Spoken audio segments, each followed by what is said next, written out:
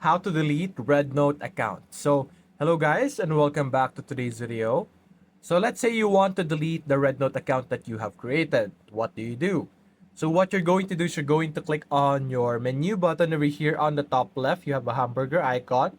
So simply select this and you will see over here on the bottom left you have settings. Simply click on settings.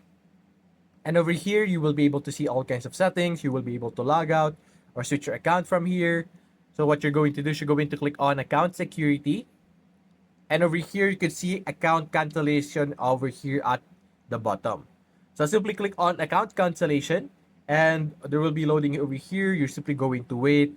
And basically, you will be able to cancel your account. So that's the same as deleting your account from REDnote. So I'm going to go back, but you have to keep in mind that it's going to be in Chinese. If you see the pop-up over here, it's going to be Chinese. So what you could do so that you could understand what you're doing is you could take a screenshot and upload it to Google Translate, and you will be able to translate the content so that you won't make any mistake when deleting your REDnote account.